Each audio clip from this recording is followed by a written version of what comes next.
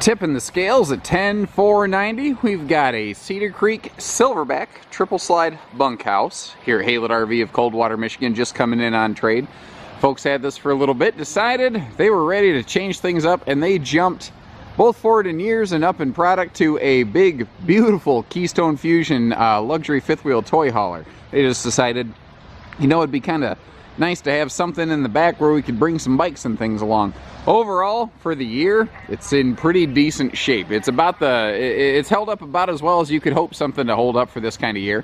Looking at it right now, it most definitely needs awning fabric. The good news for you folks is that although that hasn't taken place yet, it will take place before you take it home at no additional charge. We've already got a brand new awning fabric on the way for this thing.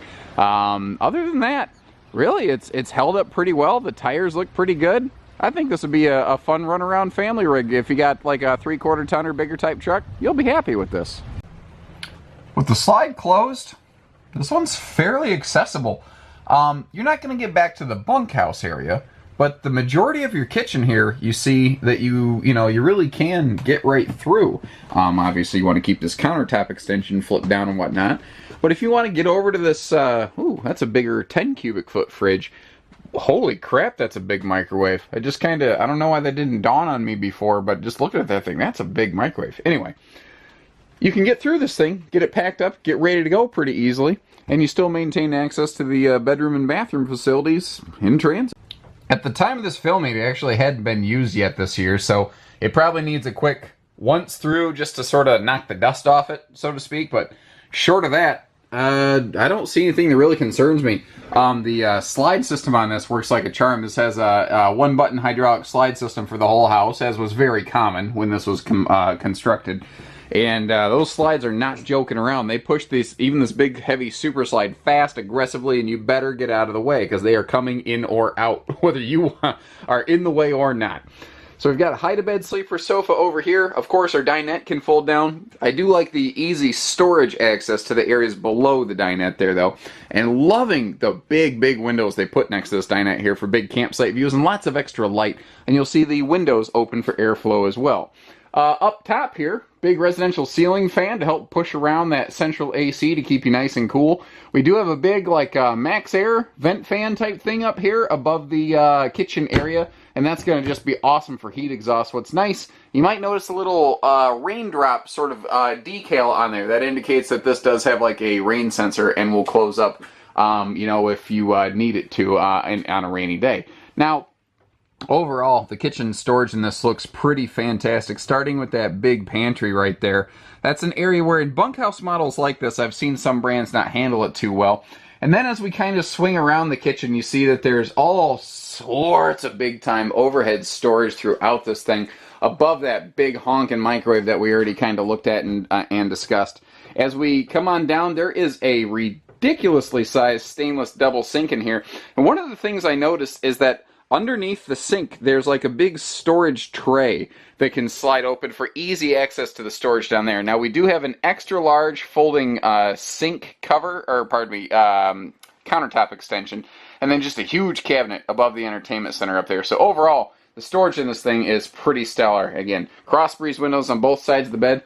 It's a 2000, 2001, something like that. It's not perfect, guys. I'm not trying to present the perfect camper here. Like, it looks like you might need a couple lights right here, but this is something I actually appreciate. The previous owners didn't leave open exposed wiring. They actually capped these off. I don't know that I've ever seen someone take the time and effort to cap something off like that to make sure that, your family's not going to get electrocuted or whatever, or cause a fire. So, it needs little things, but what wouldn't built this year? Now, this has a private wraparound, often called the L bunkhouse, which is why I think that's the LBH and the LBHTS on this. You've got this the slide opens up here to give us lots of space. Now you've got that fold down overhead bunk here, so if you need the extra sleeping space, you can. This is like a bifold sort of sleeper sofa, but what's nice is on a rainy day, like this is crappy weather today. As you guys can kind of see, it's raining. We got rain on the windows here. On a day like this, you're not going to want to be outside a lot. And this is when you're really going to appreciate this bunkhouse, especially with this extra sofa arrangement right here, because on a rainy day, the kids, the guests, the whoever, they can just kind of plop down over here And you can see that we've got, again, all kinds of great storage going on with a nice little built-in entertainment center over here. So that, you know, on a day like this, or even just sleeping at night, there's no reason that the kids or the guests or whoever's back here, they don't ever have to really, like, get out and out and about and, you know, interrupt the flow of anything. Previous owner went through, looks like updated the entertainment center a little bit, put a big old flat screen in there, which is kind of nice. Now, this little slide open table stand thing, you don't see those a lot in the business nowadays because we tend to have swing arm TVs. But when this was built, this was made when we didn't have flat screens, so you couldn't have a swing arm TV with those big old heavy tube TVs. So the whole TV can actually come out and pivot toward the like sofa a little bit for easy entertainment viewing. Now right next to the entry door down here, we do have a central vacuum system. You can hook your vacuum up right there. You've also got what I like to call the electric dustpan with the toe kick below. So if you're just sweeping up on your non-carpeted area here, you can just sort of brush everything right into there and not have to do that little, like, that last little flip on everything, you know what I mean? You know what I mean. Move it on. Private sliding door for the upper deck master suite. In today's market, you tend to find more of a separate bedroom and separate bathroom. But that's not how older fifth wheels like this one were built, mostly due to the towing capacities of trucks at the time. Trucks nowadays are just hauling more than they used to, and that allowed RV designers to make RVs longer, heavier, that, you know, you just couldn't previously, not if you wanted someone to actually be able to tow it. This is also made before you tended to find washer-dryer hookups very commonly in any fifth wheel, but especially in the bedroom. So this does not have that sort of feature. But the benefit side, though, is that you actually gain a kind of like a little bit more storage and drawer space as a result. Now, if you go through and open up a couple doors and drawers and whatnot, you're going to find a couple odds and ends and parts like this. I think that's a positive thing because the previous owner was very good about keeping things in strong, good mechanical working order. So always tended to have, they didn't just like have parts on hand, or they didn't just buy parts if something broke. Is they would have parts on hand for if it needed something. They were proactively ready to go for those common little like plastic items that sun can kind of get to and expose to, like door holdbacks and stuff. Those are easy things for kids to like pull and pop, and nobody even realizes it. So they always had a couple extras, and something this age with all the owner's manuals still present and accounted for, that's a good indicator to me that this is something that overall was pretty darn well kept and well maintained through the exchange of ownership through the years. Now, it tends to throw a lot of people off when they learn this, but interestingly, this RV is not laminated. And you're looking at it going, what are you talking about? I know how these fifth wheels are put together. I got the aluminum structure, the skin's all laminated together, and you're close. Cedar Creeks really predate. They're an older brand in the way of big fifth wheels, and they're still built with very classical methods. It's incredibly strong. Structurally, this thing's a tank, and that's probably why it's in the shape it's in today. Now, good ownership history helps, but overall, this thing is just built to last. Instead of laminated walls, it does still have aluminum studs, but instead of like every 4 feet on center, the studs are set like every 16 inches on center. There is so much more structure beneath the skin of this compared to a normal fifth wheel. It's kind of silly. It's awesome at the same time, too. Now, the fiberglass skin that's on this, it's like an extra thick, almost sort of like a boat hull sort of skin. So this has a really heavy duty frame, a really heavy duty skin, and that's why you can walk up to it and you can just totally fist pound this thing and it feels super solid like a laminated RV, despite not being laminated because the skin is so thick and there's so much structure below it. Huge outside storage on this too. Like, this is one of the largest front compartments I think I might have ever seen on a fifth wheel, because that is not a small blue tote tank right there, and you can see that it is easily encompassed within that compartment. And as we come around here, you can see the big drop frame storage area on this. Cedar Creek was actually the first manufacturer in fifth wheels to have drop frame storage like this. In case you're curious, because you don't tend to see this a lot in today's market, like you see that silver like vent right there. That's actually the venting that pumps heat to the upper deck from the lower deck where the furnace is located. And it's not that it doesn't exist in today's RVs, you just don't tend to visibly see it. But the idea here is they wanted to leave everything open for maximum cargo capacity, obviously.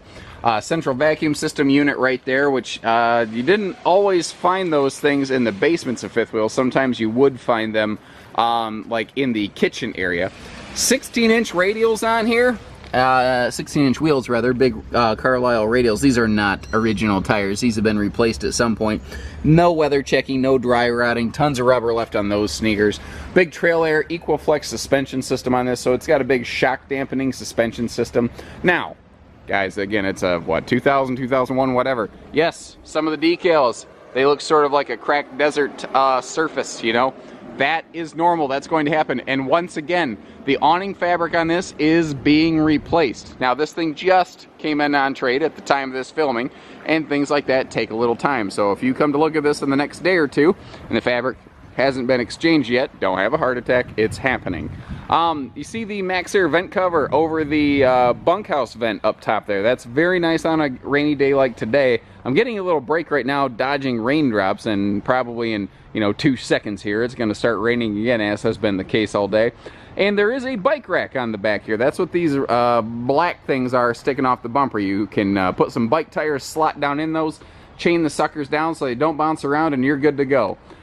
Oh, how adventurous am I feeling? Let's go ahead and climb up on that nice slippery wet roof and see what we can see, shall we? And if you're ever curious about how dedicated we are about our jobs here at Haylett RV, I'm walking around a slippery fifth wheel roof in the rain so that you folks can see what kind of shape this is in. I hope that means something to you. I do so happily though, not begrudgingly, because I do enjoy my job, and if I was gonna spend this kind of money, I'd want to know what kind of shape it's in too. I'm no different from you folks. So she's a little spotted up top, but that's gonna pretty much be expected for something this age. That doesn't surprise me, doesn't concern me. If I get close and look at it though, the roof membrane itself looks okay. It looks like something this model year should look. It's been, conditioned periodically, although I do recommend any future potential owners of this RV, you're going to want to stay up on top of your, annual routine maintenance and roof cleaning conditioning. But that's true not just of this RV, but of really any RV, especially any RV with a couple years of age. Everything around the slides looks good. I don't see any, dead, cracked, dying seals. It does look like maybe a little new chimney cap for the black tank there might be in order, but that's just not the end of the world. That's a tiny thing. But again, your big scary stuff, like your seals here, seals all look pretty good still. Like anything, as age creeps up, you're going to want to stay on top of it. But once again, from what I'm seeing here up top of this thing, she looks all right. I'm walking all over it. It feels nice and solid. There's no soft spots or anything here. And obviously we've got some experience, with a couple of these things out here, as you can see. So give us a call, whether it's hitching, pieces, parts, trades, financing, truck and trailer package deals, RV delivery, and everything in between. We do everything for you here at Haylett RV of Coldwater, Michigan. So take care, stay safe, have fun, and happy camping, everyone.